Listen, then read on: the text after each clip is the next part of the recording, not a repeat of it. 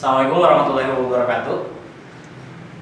Selamat pagi, salam sejahtera untuk kita semua. Oke. Gimana kabar kalian hari ini? Semoga dalam keadaan baik.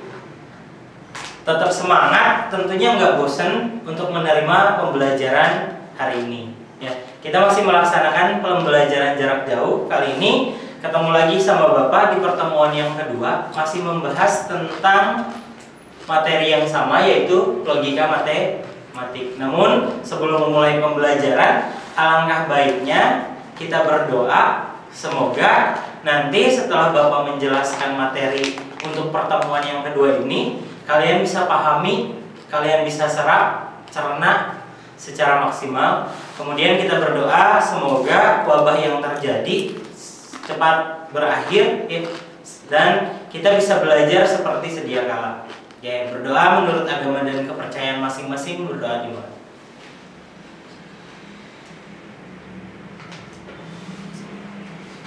Oke, berdoa selesai.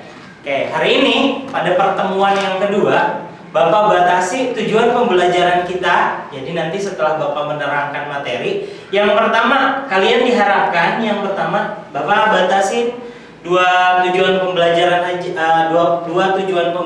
saja untuk hari ini ya. Yang pertama yaitu setelah Bapak menerangkan materi, nanti yang pertama kalian diharapkan mengerti dan memahami tentang pernyataan berkuantor. Yang kedua, kalian dapat menentukan ingkaran dari pernyataan berkuantor. Oke, sebelum masuk ke pembelajaran, ada yang harus Bapak refleksi atau kita balik lagi. Ternyata tugas yang Bapak berikan kemarin banyak yang salah persepsi ya. Kemarin kan Bapak ngasih tugas di Google Classroom kalian kan, tentang yang pertama yaitu manakah kalimat-kalimat berikut yang merupakan pernyataan, bukan pernyataan, dan kalimat terbuka, berikan alasannya. Nah, kemarin Bapak kasih soal ini. Yang pertama itu manakah dari kalimat ini yang termasuk pernyataan, kalimat terbuka, serta yang bukan pernyataan. Oke, nomor 1.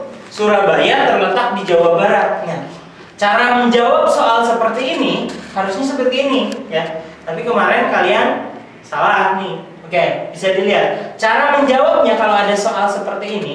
Oke, kalimat yang A kita lihat. Kalian tahu kan pernyataan itu adalah kalimat yang memiliki nilai kebenaran, bisa benar, bisa salah. Artinya ketika kita jawab bahwa kalimat itu salah, berarti dia memiliki nilai kebenaran. Nah, yang seperti itu walaupun nilai kebenarannya salah ataupun benar, berarti dia pernyataan. Jadi nomor 1 itu Surabaya terletak di Jawa Barat. Lah, kok Surabaya terletak di Jawa Barat? Ini salah nih. Nah, ketika kalian bilang salah, berarti ini termasuk pernyataan. Maka cara menjawabnya seperti ini. Jadi kalimat yang A termasuk pernyataan. Kenapa pernyataan? Karena memiliki nilai kebenaran. Nilai kebenaran untuk pernyataan A itu sendiri adalah salah. Kenapa salah? Karena Surabaya harusnya terletak di Jawa Timur. Nah, cara jawabnya seperti ini. Ya, walaupun kalimatnya ketika kalimatnya memiliki kebenaran salah, justru dia termasuk pernyataan. Bukan berarti dia bukan pernyataan. Ya, kemarin kalian salah karena menurut kalian, nah ini salah. Surabaya terletak di Jawa Timur, tapi kalian menyebutkan bahwa ini bukan pernyataan. Justru ketika ada nilai kebenarannya, dia adalah pernyataan. Oke, nomor 2. Nomor 2 jelas ya, cuma ada variabel di sini. Ya. Berarti nomor 2 apa? Kalau yang cuma ada variabel, dia termasuk kalimat terbuka. Nah, bedanya sama nomor 3 ya. Ini sebenarnya kalimat terbuka jikalau tidak ada ini penyelesaian X-nya ya. Karena di sini dicantumkan X-nya bilangan asli, maka dia jadi kalimat tertutup. Berarti dia jadi pernyataan. Nomor 3 ini pernyataan. Kalau nomor 2 bukan pernyataan, tapi dia kalimat terbuka karena X-nya sendiri tidak memiliki penyelesaian. Kalau nomor C itu termasuk pernyataan karena X-nya sendiri memiliki penyelesaian. Di sini X-nya bilangan asli. Coba kita lihat nomor 3. Bukti dari nomor 3 ini termasuk pernyataan. Tadi termasuk pernyataan karena memiliki nilai kebenarannya. Kebenaran untuk pernyataan C itu salah. Dari mana kita tahu salah? Kita lihat X X-nya kan bilangan asli. Kalian tahu bilangan asli itu adalah himpunannya dari 1, 2, 3 dan seterusnya. Ya, boleh 1000, 100, 20 itu termasuk bilangan asli. Pokoknya bilangan asli itu dimulai dari angka 1 ya. Berarti X-nya 1, 2, 3 dan seterusnya. Oke, ketika X-nya 1, substitusikan ke sini, ganti X-nya dengan 1, berarti 2 kali 1 kurangi 10, 2 kurangi 10 itu min 8. Min 8 kurang dari itu 7. Oke, untuk X sama dengan 1, dia benar. Ya, oke, langsung loncat. Misalkan X-nya langsung 10, kita substitusikan ke sini. Ya. Maka kita ganti X-nya dengan 10, artinya 2 kali 10 kurangi 10, 20 kurangi 10, 10 kurang dari 7. Ini salah. Ternyata ada anggota ketika kita masukkan anggota X, ketika masukkan ke pertidakssamaannya, nilainya jadi salah. Maka nilai kebenaran untuk C sama dengan salah. Jadi intinya kalau ada kalimat seperti ini, terbuka seperti ini, tapi memiliki X-nya memiliki himpunan penyelesaian, maka dia pernyataan. Ya. Kecuali X-nya tidak memiliki penyelesaian, berarti dia kalimat terbuka. Kalimat terbuka itu refleksi untuk materi kita minggu kemarin. Nah, hari ini kita akan belajar tentang ini, pernyataan berkuantor. Ya, pernyataan berkuantor sendiri itu dibagi menjadi 2 jenis di sini. Ya, pernyataan berkuantor itu kita bagi 2 jenis. Yang pertama ada kuantor universal, itu dilambangkan A terbalik, A besar terbalik ya. Dibacanya setiap, seluruh, semua. Yang kedua, kuantor eksistensial, dilambangkan E terbalik, dibaca sebagian beberapa.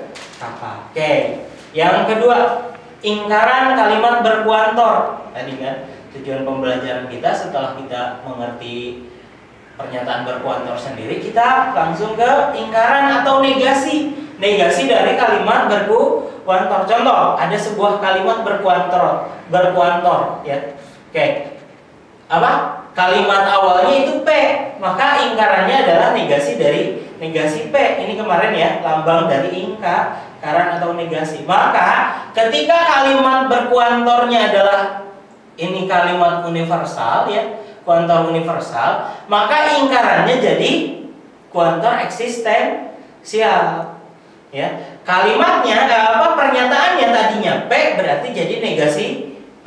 Ya, jadi yang kalau kalimatnya positif jadi negatif, negatif jadi positif. Cuma kalau kuantornya kuantor universal, dia jadi eksistensial. Berlaku kebalikan berarti ya, ketika kalimat pertamanya itu menggunakan kuantor eksistensial, maka ingkarannya jadi kuantor universal. Untuk yang ketiga, ini jika pernyataannya pernyataan majemuk, di mana ada pernyataan P maka I ya. Ini di pernyataan majemuk. Oke, kita bahas sedikit ya. Kita bahas sedikit tentang pernyataan majemuk dan lambangnya ya. Yang mudah. Sebelum kita lanjut, kita bahas dulu nih ya, kalimat majemuk dan lambangnya.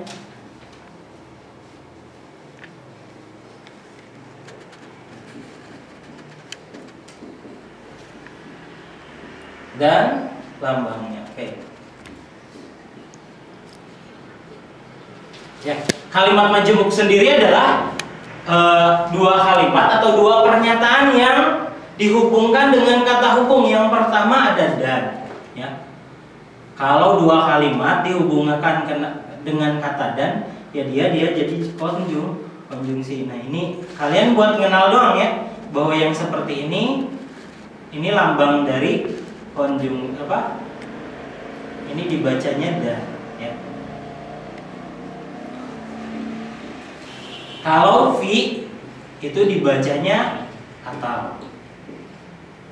Kalau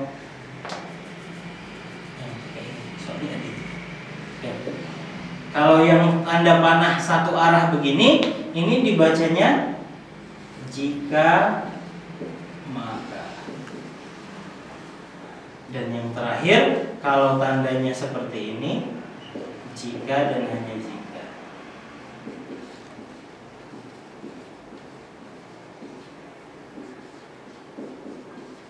Ada 4 kalimat majemuk di situ. Oke, contohnya gimana? Bapak kasih contoh nih, ya. Contohnya gimana? Misalkan, oke.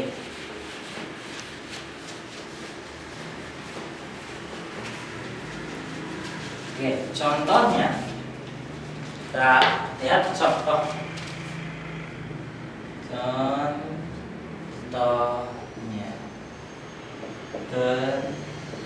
tentukan lingkaran dari yang nomor satu S, pernyataan S ya di sini nomor 1 S menyatakan bahwa semua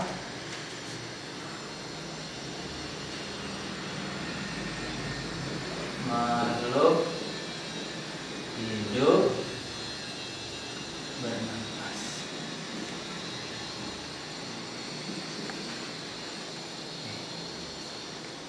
Yang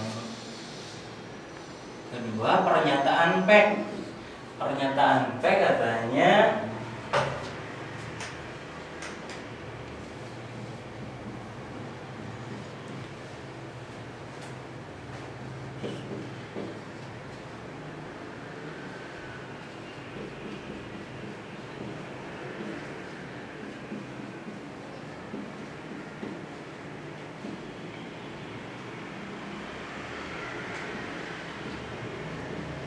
Oke, beberapa siswa SMA WM tidak masuk pernyataan P. Sekarang satu lagi pernyataan I.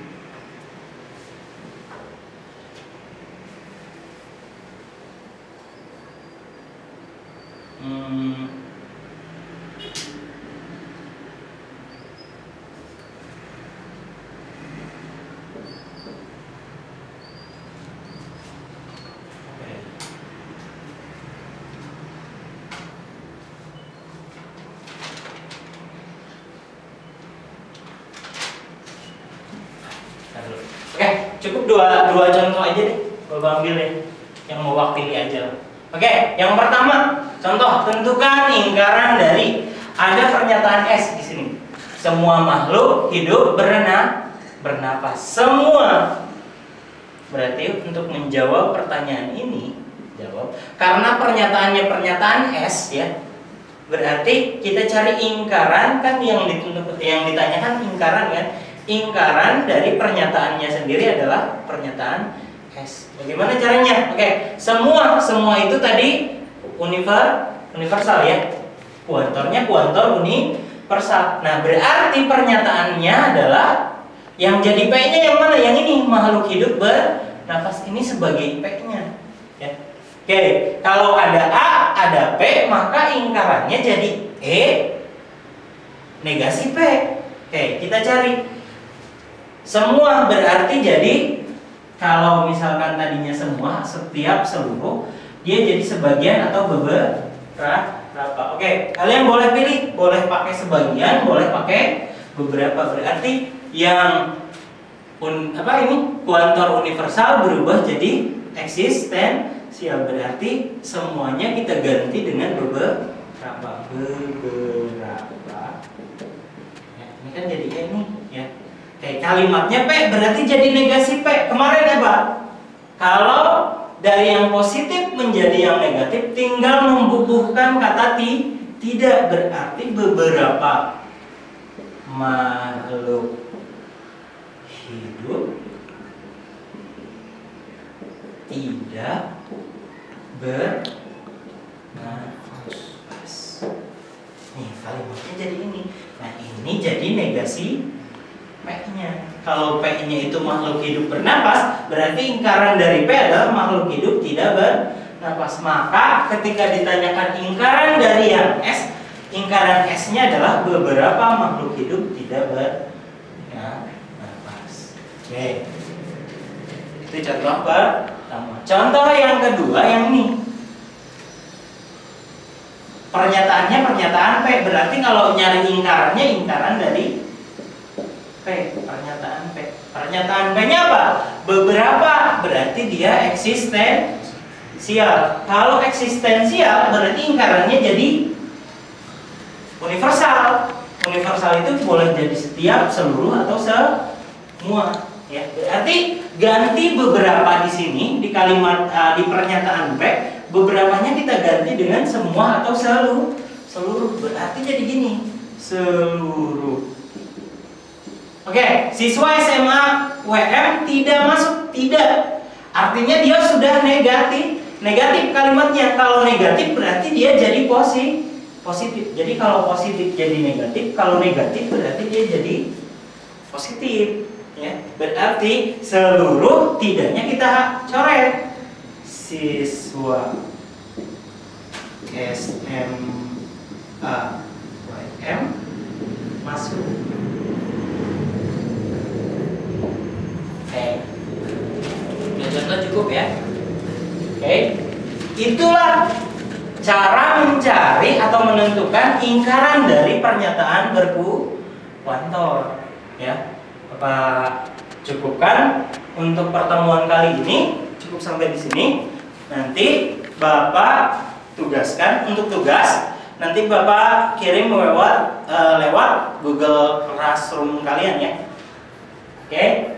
Bapak rasa cukup sampai di sini untuk pertemuan kedua kali. Untuk pertemuan kita yang kedua, ya, kurang lebihnya Bapak mohon maaf. Jika ada yang masih belum mengerti, bisa tanyakan langsung sama Bapak, ya, lewat WA.